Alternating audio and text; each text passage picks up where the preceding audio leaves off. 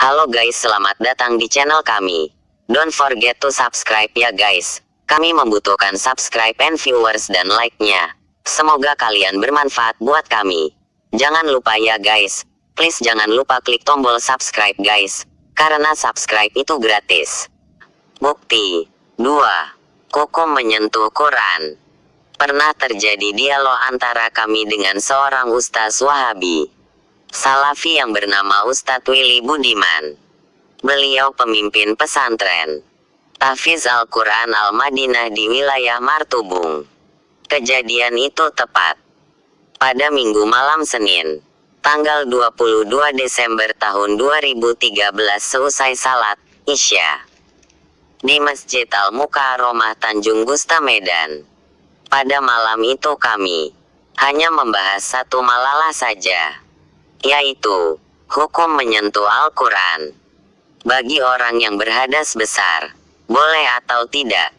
Ustadz Salafi itu mengatakan, tidak ada satupun dalil yang melarang menyentuh memegang Al-Quran bagi orang junub dan wanita haid, kecuali mereka yang melarang itu hanya berdasarkan dalil dengan firman Allah dalam surat Al-Waqiah ayat 79 saja, tidak menyentuhnya kecuali orang-orang yang disucikan. Kata ustaz itu, ini suatu kebatilan. Yang hak adalah yang dimaksud oleh ayat di atas itu adalah Al-Quran yang berada di Lauhul Mahfuz. Adapun orang mukmin di dunia ini tidak terhalang memegang Al-Quran, karena mukmin itu tidak najis sebagaimana disebutkan dalam hadis riwayat Imam Bukhari. Kalau mukmin tidak najis, kata ustaz itu, berarti boleh memegang Al-Quran kapan saja. Begitulah fatwanya. Pada malam itu dia tidak bisa mempertanggungjawabkan fatwanya. Hingga 35 menit berjalan dia minta pulang dengan alasan debat tidak kondusif.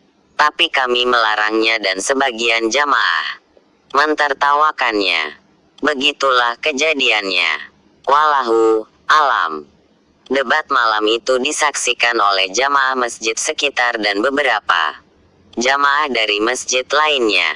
Di antaranya ada Paha Marhaban dari Masjid Al-Ikhlas Jalan Beo Medan dan kawan-kawan, Ustaz Abu Hasan, Imam Masjid Agung Binjai dan kawan-kawan, Ustaz Anzala, Imam Masjid Raya Binjai dan kawan-kawan, Ustaz Muhammad Rizki LC, Jamaah Masjid Ar-Ridho Pasar 1 Tanjung Sari, Komplek ICG Medan, dan kawan-kawan. Jamaah Masjid Al-Istiqomah Jalan Sei Asahan, Medan. Pak Aswar Jamaah Masjid Khairiyah Jalan Kertas, Medan. Jamaah Masjid Tanim Padang Hijau Diski, TGK Fahrut Abi Medan Alumni Mudi.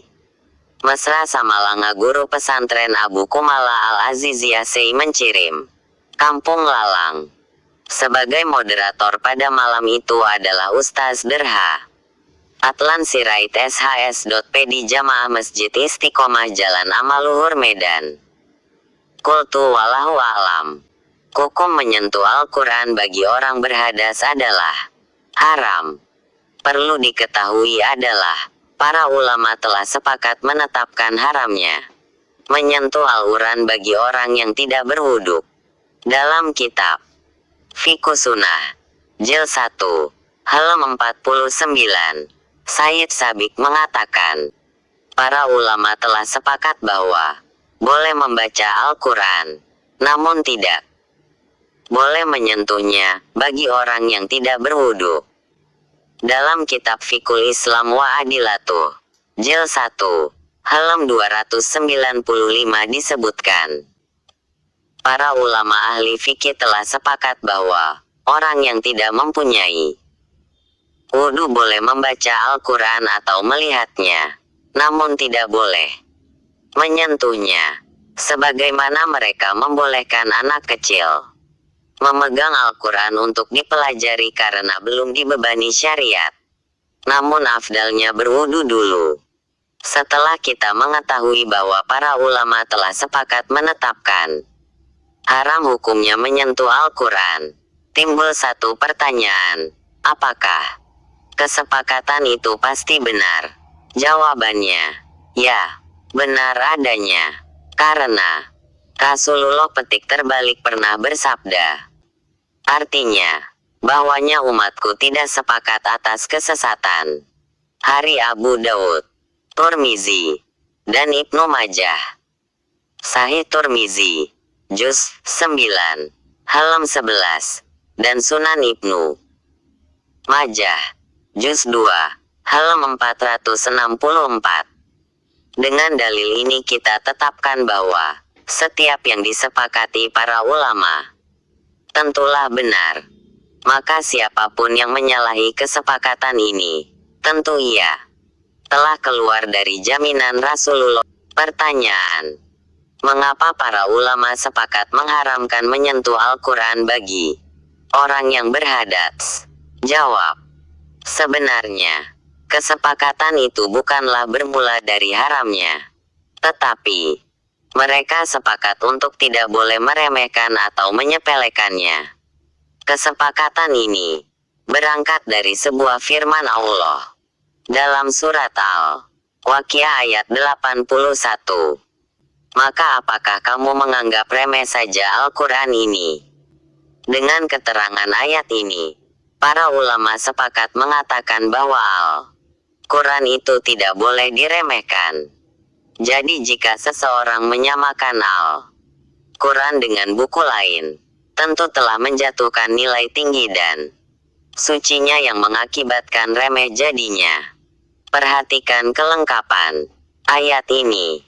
Sesungguhnya Al-Quran ini adalah bacaan yang sangat mulia. Pada kitab yang terpelihara Lauhul Mahfuz tidak menyentuhnya kecuali orang yang disucikan, diturunkan dari Rabbil Alamin.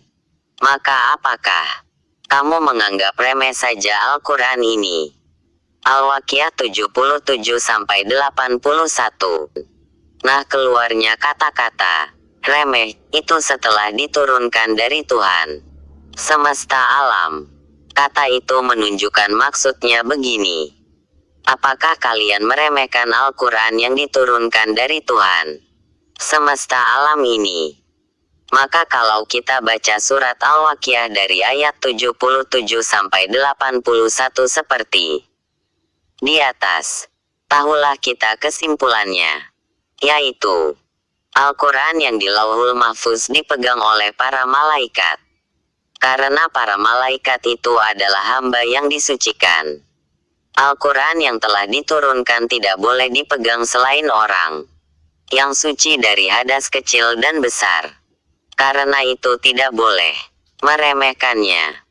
Itulah sebabnya ketika Rasulullah petik terbalik mengirimkan surat ke Raja Yaman yang bernama Umar bin Hazm, isi surat itu adalah, beliau melarang menyentuh Al-Quran bagi orang yang tidak suci. Inilah hadits selengkapnya dalam kitab Muwatta, Jil 1, Halaman 203-204. Imam Malik menyatakan, telah menghabarkan kepadaku oleh Yahya, diambilnya dari Malik, diambilnya dari Abdillah bin Abi Bakar bin Hazm, bahwasanya pada surat yang dikirim Rasulullah petik terbalik kepada Umar bin Hazm Raja Yaman, ketika itu, bahwa tidak boleh memegang Al-Quran selain orang yang bersih suci. Hari Malik Muwatta, Jil 1, Halaman 203-204. Nasai, Baihaqi, Daruqutni dalam tafsir Al-Munir Juz 27 Hektolumen 302. Imam Ibnu Adibiri mengatakan hadits ini hampir mendekati mutawatir. Karena telah diketahui secara umum. Perlu diketahui adalah, mukmin itu suci.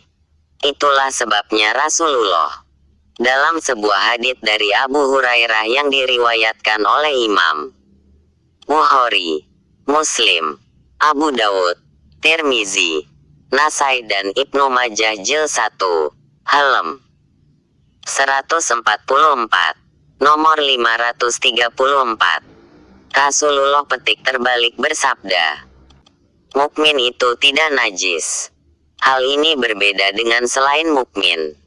Sebagaimana yang dikatakan Allah dalam surat Taubah ayat 28. Hai orang-orang yang beriman, sesungguhnya orang-orang yang musyrik itu najis. Nah, oleh karena mukmin itu suci, maka jika dia bernajis, mustilah disucikan. Begitu jugalah jika dia berhadas baik kecil maupun besar. Jadi jika ia ingin memegang Al-Quran pastikan dahulu suci dari hadat dan najis. Hal ini berbeda dengan orang musyrik. Orang musyrik tidak bisa disucikan dengan apapun kecuali dengan kalimat syahadat.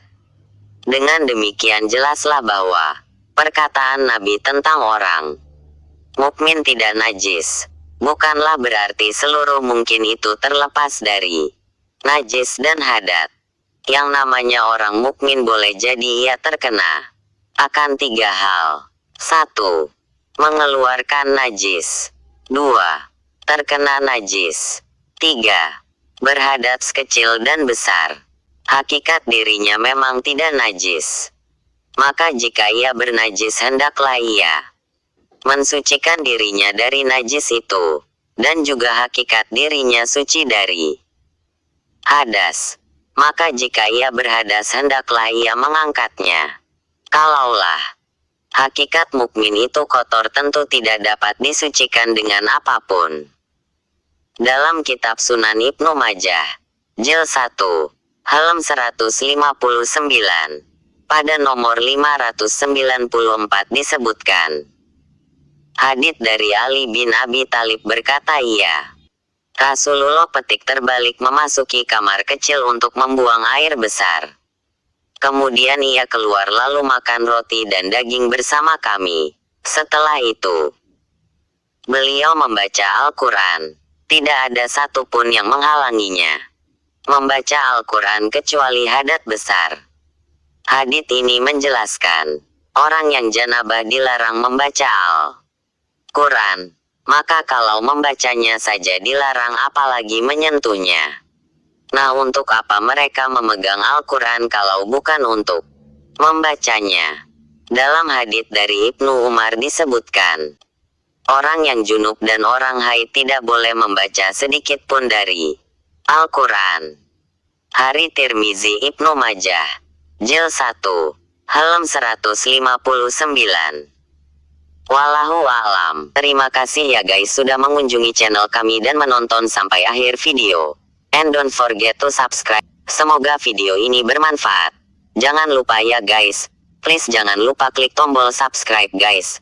Karena subscribe itu gratis. Dan semoga yang sudah subscribe selalu mendapatkan rezeki yang berlimpah.